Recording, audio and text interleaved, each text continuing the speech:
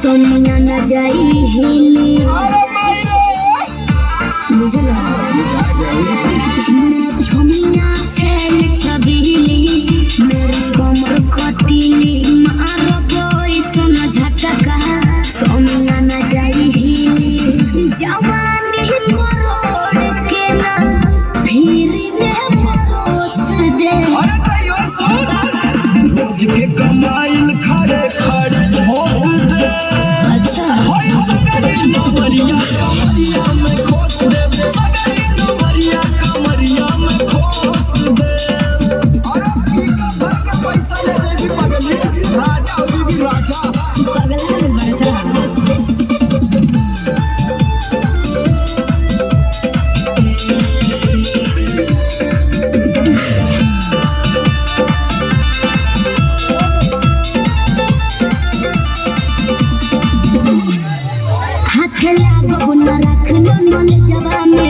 समीर भैया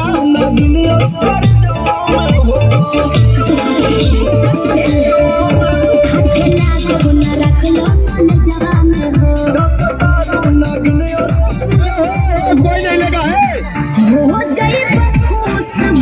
एक मिनट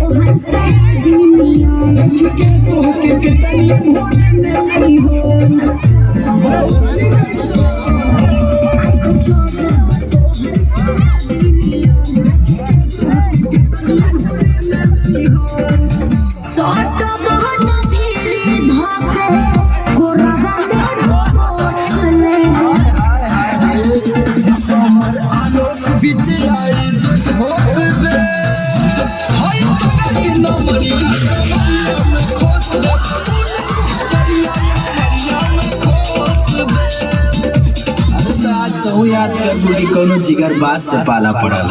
क्या बात है बच्चे, मुझे मालूम है कि बच्चे बहुत अच्छे हैं, किसी का पैसा नहीं लेते हैं, क्योंकि एक बोरा टॉफी आया है। क्या आया है? टॉफी। जो पैसा लेगा उसको टॉफी नहीं मिलेगा। चलिए प्यारी सी देखा मिस निशा जी को मैं मुखातिब करना चाहूंगा। कौन पैसा लेगा? कोई नहीं लेगा। क्या बात है, एक बार जोरदार ताली होनी चाहिए, मीठी मीठी ताली होनी चाहिए। यहाँ के बच्चे बहुत अच्छे हैं, रोज स्कूल जाते हैं। चलिए प्यारी सी देखा मिस निशा जो कि कोलकाता के सरजमी से हुआ करती है। प्यारी सी देखा मिस निशा, बच्चे पैसा नहीं लेते हैं यहाँ के, बहुत अच्छे हैं। क्या बात है। और प्यारे से एंकर महोदय, how my dear my friends, what is come you. प्यारे से एंकर महोदय मिस्टर प्रियांशु प्रेमी, जी हाँ